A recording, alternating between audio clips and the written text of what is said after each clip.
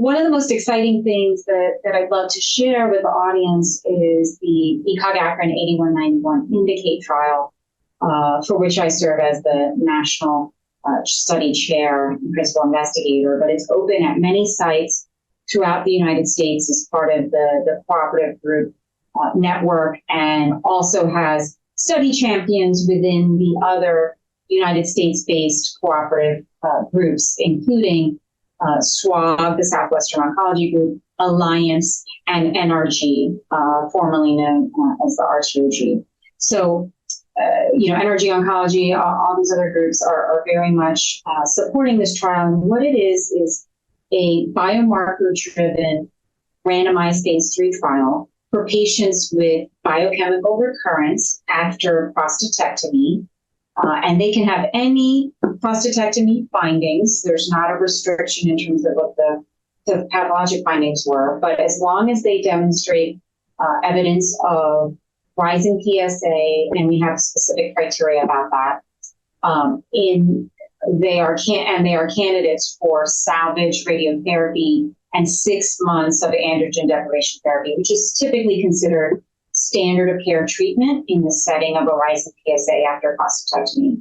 If they are candidates for that, and they receive a baseline PET scan for imaging, and the PET can be any radiotracer that's FDA approved in the United States, if they receive that baseline PET scan, they are eligible for this trial.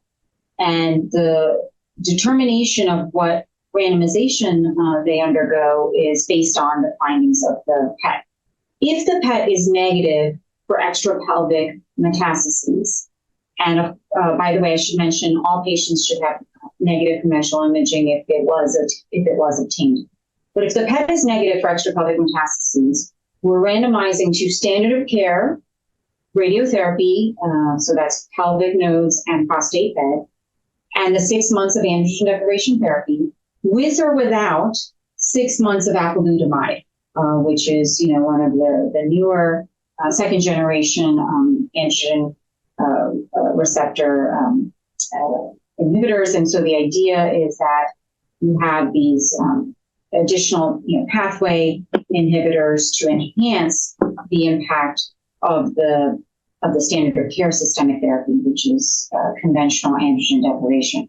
And the thought here, and hypothesis here, is that we know in these patients with no evidence of extrapelvic metastases, that even after standard of care radiotherapy and 6 months of androgen deprivation, that there are still second recurrences. There are still a significant minority of patients who go on to fail the standard of care treatment. So the idea is, could we use a drug like apalutamide in this earlier setting to affect a better chance of disease control and not have a second failure later?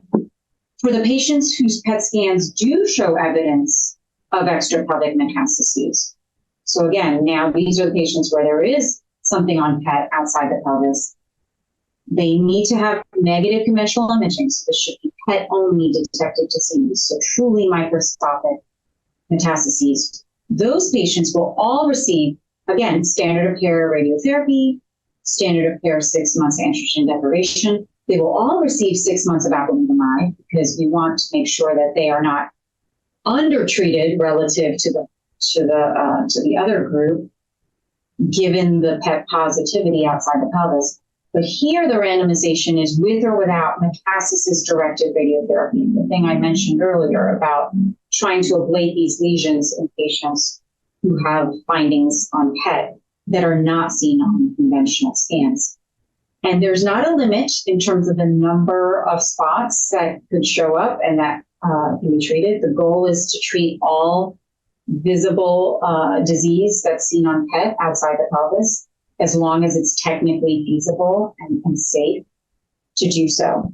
And that will really be testing the value of metastasis-directed therapy in this population, because again, we do have some small studies that have shown its benefit, but it's not been tested in a large phase 3 clinical trial setting in this population. So that's really what we're hoping to establish. So it's a 4-arm study. It's got 2 randomizations. It is complex, but it is really hoping to demonstrate the clinical benefit of either systemic therapy intensification in patients whose PETs are negative outside the pelvis, or local ablation and treatment intensification in a focal manner through metastasis-directed radiotherapy in patients who do have disease outside the pelvis. So it's testing both forms of treatment intensification.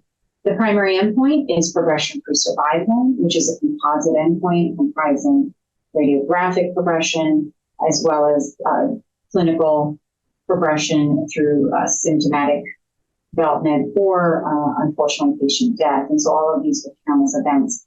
And there's multiple additional exploratory endpoints trying to understand the use of PET scans as an imaging biomarker. It's been used in clinic for many years now, but we don't fully grasp or understand the full clinical benefit of it. So it's an opportunity to study those. There's also quality of life components to the study as well that patients can opt into, and a lot of potential for tissue biomarker studies as well. So a lot about the study that's exciting that I wanted to share, and hopefully patients who are interested and providers who are interested in learning more about the study can certainly look it up on clinicaltrials.gov or contact me anytime with their questions. Happy to support. So again, the trial is called Indicate ECOG-ACRIN 8191. And I thank you for your time.